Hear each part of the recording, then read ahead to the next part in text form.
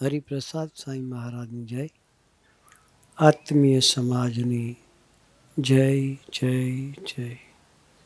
દાસના દાસ થવાની જય જય જય.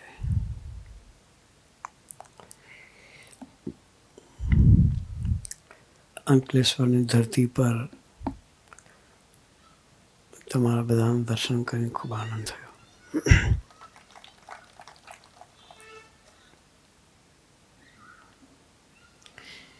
મિલિનભાઈએ, ગુરુપ્રસાદ સ્વામીજીએ સરસ વાત કરી આપણને.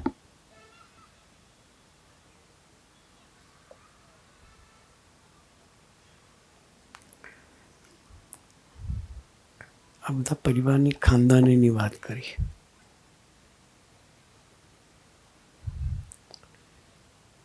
એકબીજા માટે હોમાઈ જાય, મરવા માટેની તૈયારી એવા રસપ્રસ ગુથાયેલી તમારા બધાની આત્મીયતા જોઈને ખૂબ આનંદ થયો.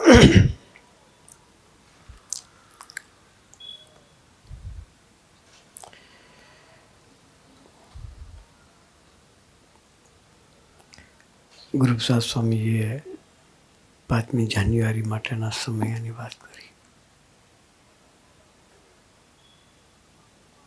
સમયો શાના માટે?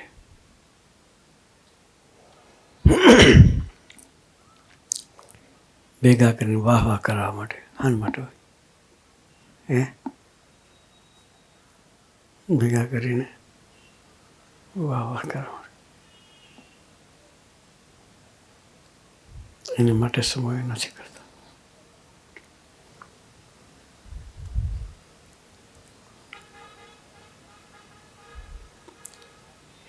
એક વખત સ્વામીજી, અમારા ગુરુ હરિપ્રસાદ સ્વામીજી મહારાજની વાત કરું છું. એને એક વ્યક્તિ મળવા માટે આવી.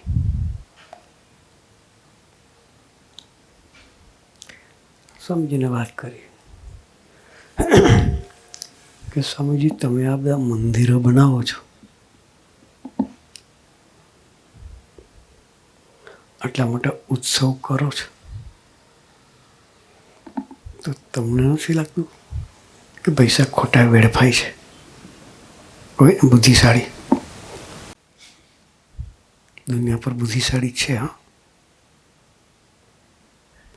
અહીં જ વધારે લગાડવાની. કઈ જગ્યાએ? જ્યાં ન લગાડવાની ત્યાં જ લગાડે. એનું નામ બુદ્ધિશાળી. સ્વામીજીને શું પૂછ્યું? આટલા મોટા મંદિરો કરો છો, આટલા મોટા ઉત્સવ કરો છો, એના કરતાં હોસ્પિટલો બનાવો,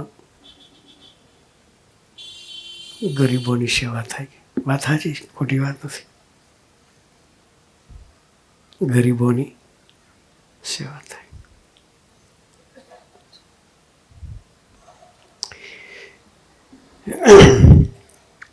એની ભાવના સાચી.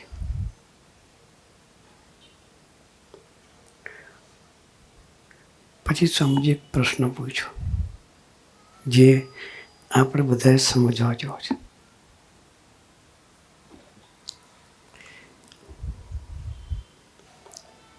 કે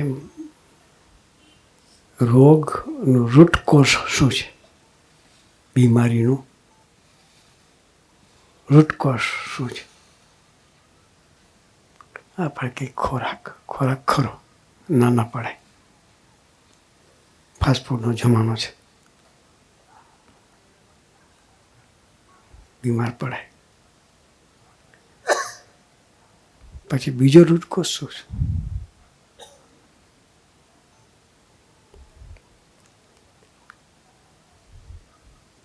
પછી જવાબ ના આપી શકાય ભાઈ. પેલા ખોરાકનું કીધું, પણ આગળ પ્રશ્ન પૂછો કે બીજું આગળ શું?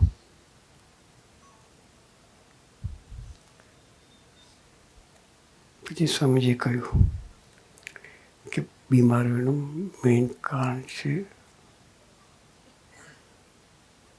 માનસિક સ્ટ્રેસ. શું કહ્યું?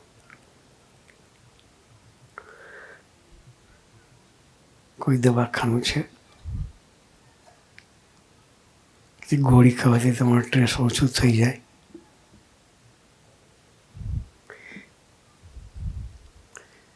સાયકેટ્રિસ્ટ પાસે જાઓ તો દવા આપશે પણ સ્ટ્રેસ નહીં જાય.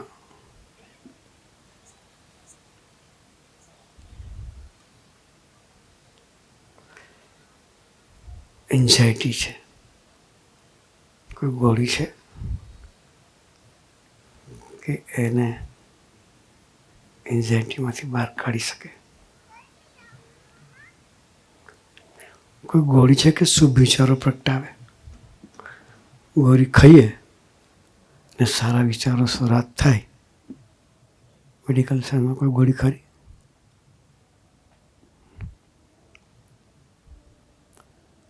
એટલે સ્વામીજીએ કહ્યું કે તમે જે વાત કરી, જેટલા દવાખાનાની જરૂર છે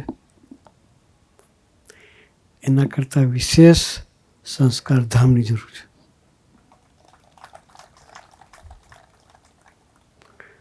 સંસ્કારો નહીં હોય તો શું થવાનું?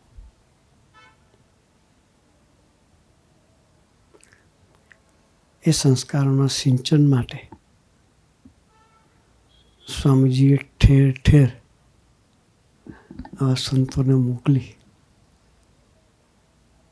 અને નાના દીકરાઓમાં રસ લઈ અને એને ચેનલાઇઝ કરે છે.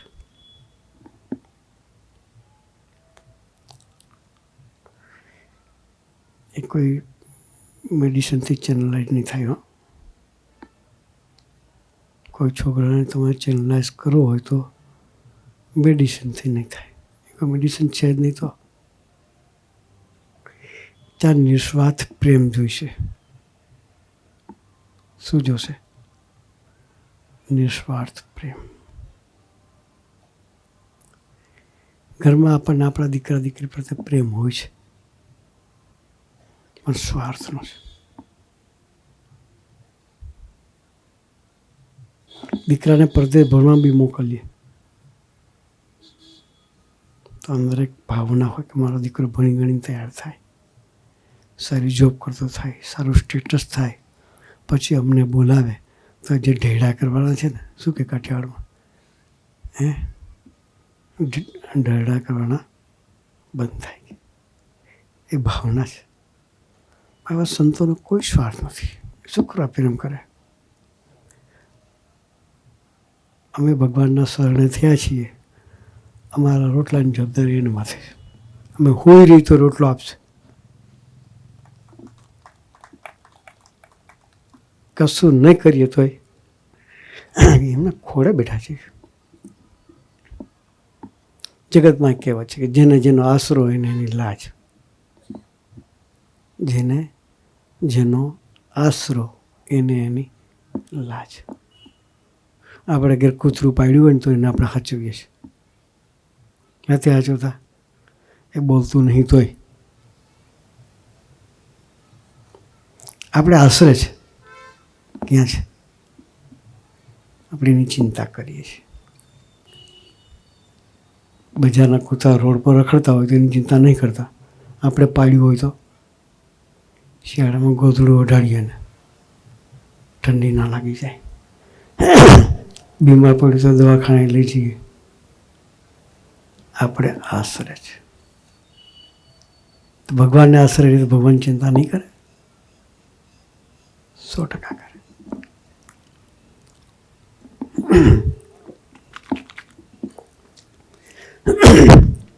એટલે આમ બધા ભગવાનને આશરે બેઠા છીએ. કોઈ ચિંતા નથી. પણ અમે જેવા નિશ્ચિંતાથી જીવીએ છીએ એવી નિશ્ચિંતાથી બધા જીવતા થાય. એટલે સંતો વિચરણ કરે છે.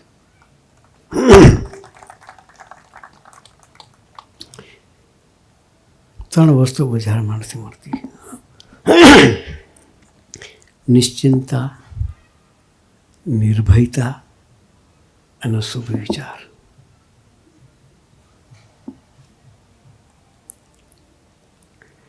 એની મોનોપોલી સંતો પાસે છે. જેની દુકાનમાં જે માલ હોય ને ત્યાં જઈ તો એ માલ મળે.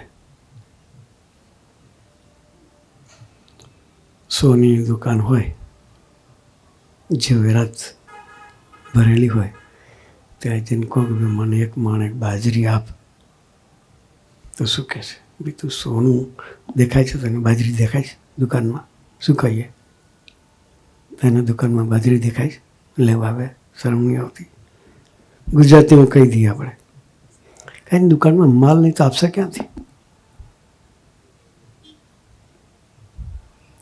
એમ સારા સંસ્કારો એની કોઈ દુકાન નથી.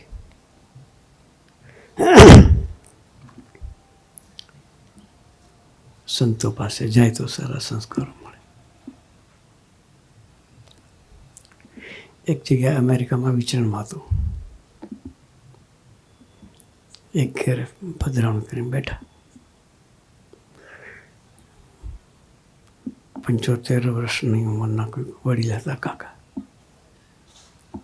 3 બાળકો હતા. એને લઈને બિહાડી દીધા ચરણોમાં. બેસો, કઈ વાત સાંભળો કે. શું કે? પછી સ્વામી અને સારા સંસ્કાર આપો કે. શું કે? સ્વામી અને સારા સંસ્કાર આપો. તમારે તો ખોડા મારે છે, તમે તો વયોવૃદ્ધ છો, અનુભવ સિદ્ધ છો, આપો.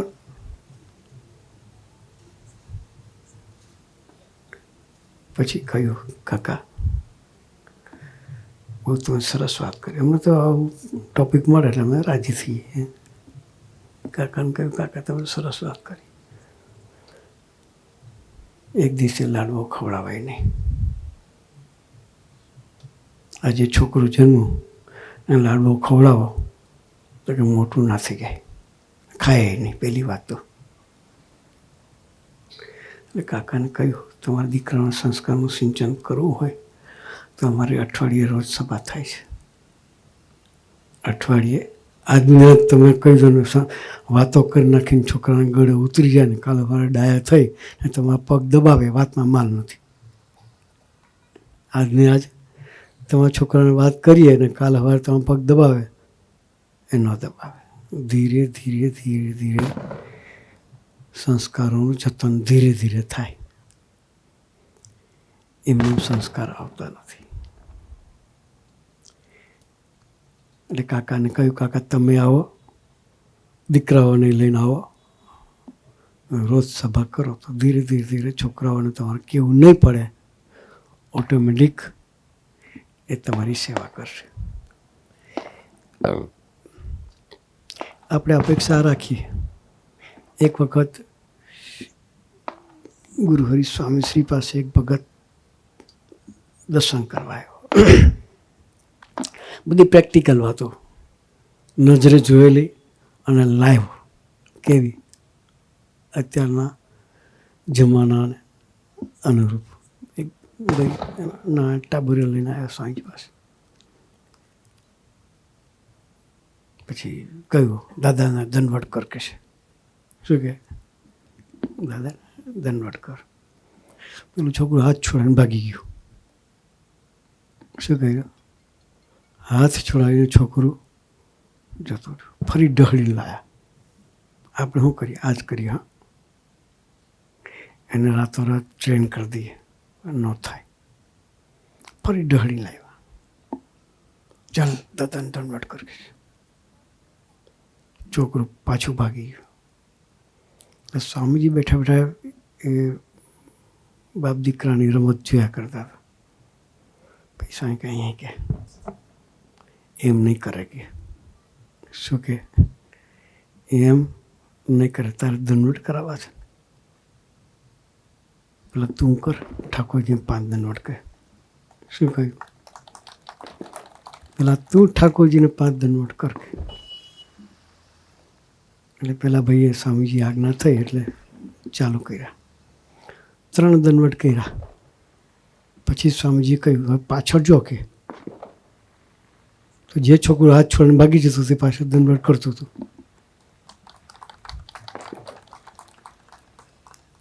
વર્તન વાતો કરે. શું કરે? કૂવામાં ના હોય ને અવેડામાં પાણી ક્યાંથી આવવાનું છે? કાઠિયાવાડમાં કહેવત છે, કૂવામાં હોય તો અવાડામાં આવે. કૂવામાં જ ના હોય તો બટન દબાય જ કરો ને મોટરનું, ન આવે. હા, એટલે એ સંસ્કારોનું જતન આપણે આપણી સાચી મૂડી કઈ? હું તમને પૂછું છું.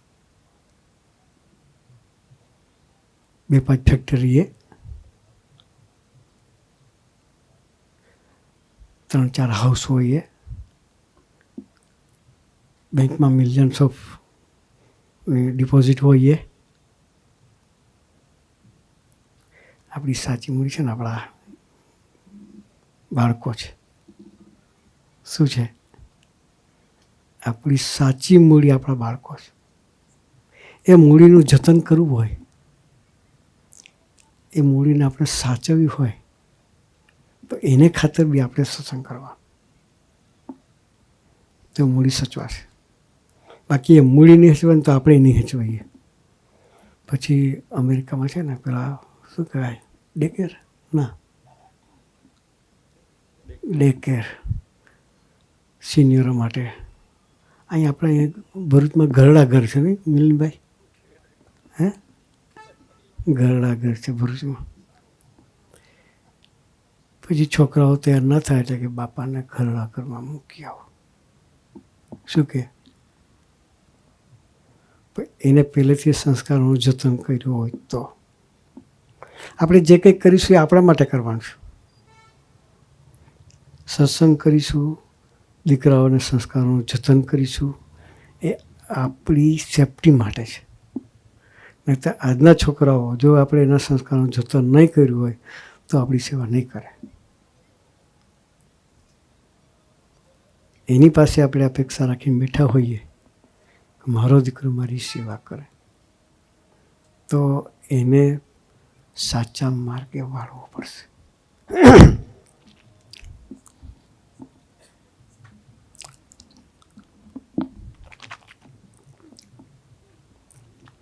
અમારા ગુરુહરી સ્વામીજી વાત કરતા, એક જગ્યાએ પધરામણી ગયેલા. એટલે બહુ મોટું હાઉસ હતું. એમાં સ્વામીજીના ઘરમાં બધે ફેર્યા. એની પોતાની માસ્ટર રૂમ સ્વામીજીને બતાવી, દીકરાની જે રૂમ હતી બતાવી, ગેસ્ટ માટેની જે વ્યવસ્થા હોય એ બતાવી,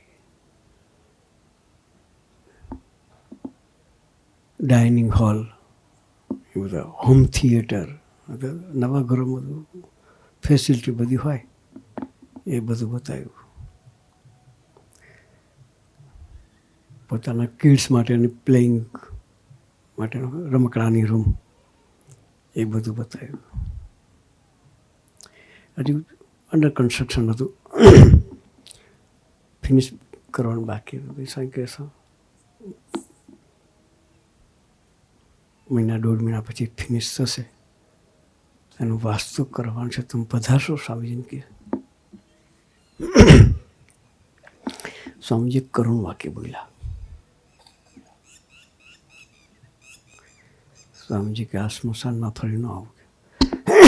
આટલું મોટું વેલ ફર્નિશ મકાન હોય ને એને કોઈ સ્મશાન કે આપણા ઘરને તો આપણે શું કહીએ? Get out. શું કહીએ? મારા ઘરને તમે સ્મશાન કહો છો. સ્વામીજી કહ્યું કે આ સ્મશાનમાં ફરીને આવો. કંઈક સ્વામીને જાગૃત કરવો હતો. શું કરો હતો? જાગૃત કરવો હતો. એટલે સ્વામીજી ઇનડાયરેક્ટલી કહ્યું. પેલો બુદ્ધિશાળી હતો, સમજ્યો હતો, એને ખબર છે કે સાધુ કોઈ આ વાક્ય બોલે નહીં. બોલે તો કંઈક રહસ્ય હશે, મારે સમજવું જોઈએ. શું કહ્યું? એને વિચાર આવ્યો કે સાધુ કદા બોલે નહીં, બોલે તો કંઈક એને કોઈ સ્વાર્થ નથી, શુક્ર બોલે ને બોલે છે તો કંઈક રહસ્ય હશે, મારે એને સમજવું જોઈએ. પછી સ્વામીજીને પ્રાર્થના કરી કે દયાળુ આપે કહ્યું હું સમજ્યો નહીં, કે આપે કહ્યું કે આ સ્મશાનમાં ફરી ન આવું, હું સમજ્યો નહીં કે આપ શું કહેવા માગો છો. એને સમજવું હતું, દિલથી એને પ્રશ્ન પૂછ્યો.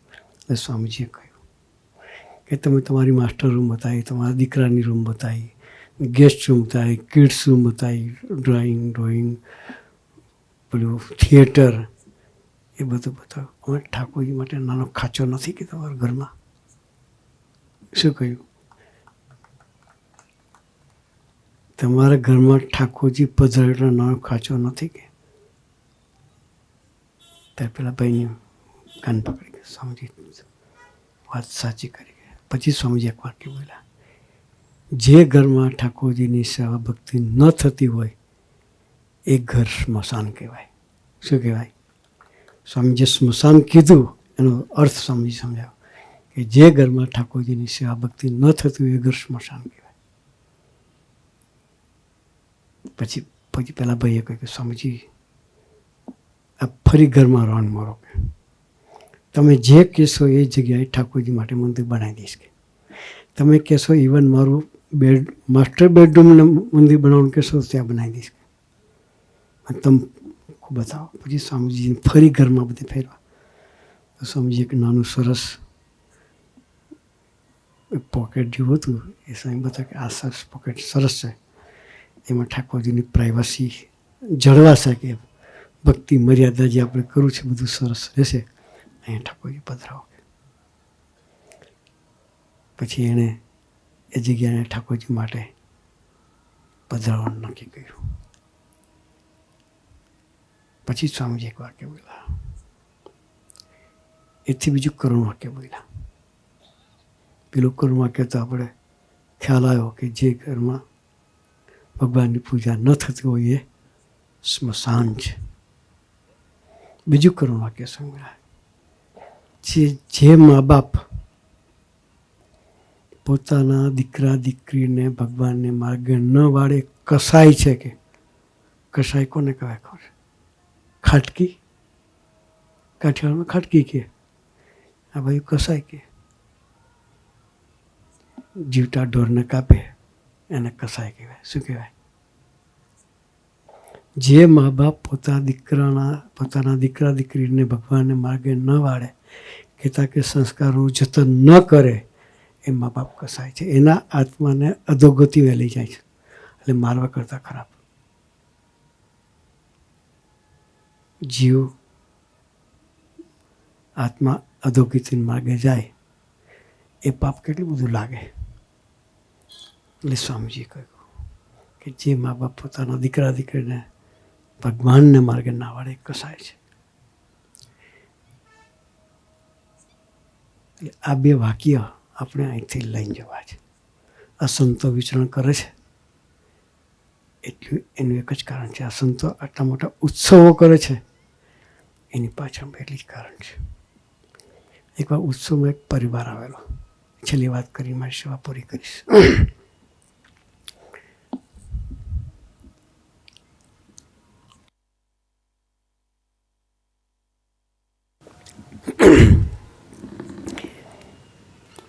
સ્વામીજી પોતાની ગોષ્ઠીમાં વાત કરી. ઘરમાં હસબન્ડ વાઈફ હોય, દરેકના ઘરમાં હોય.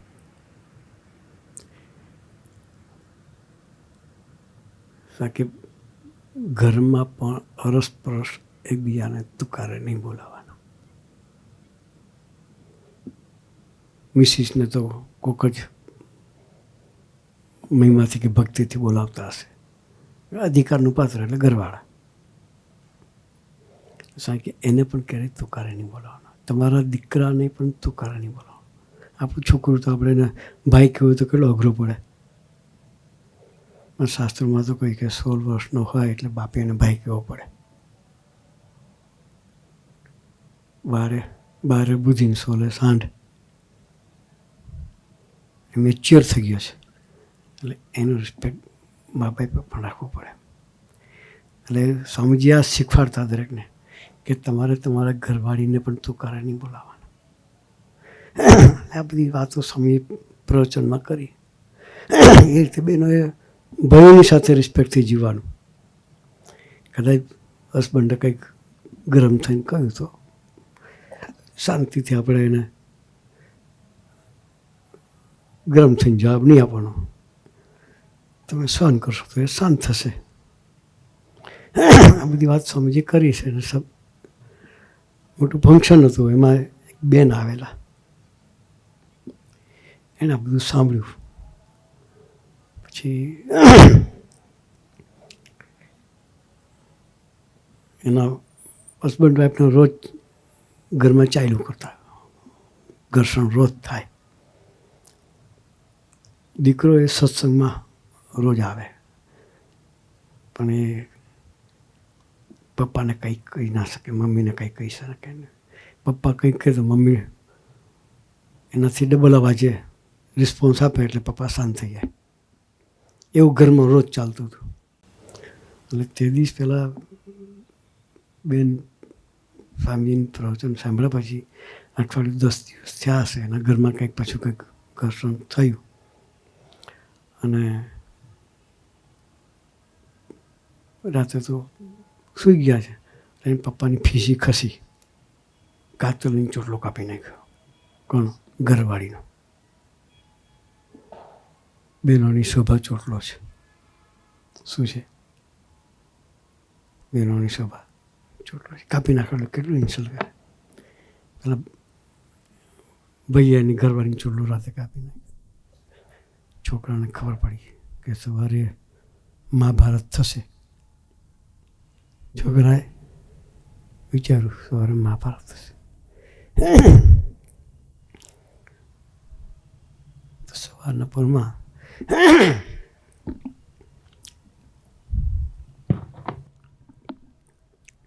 પેલા બેન કોઈ રિએક્શન વગર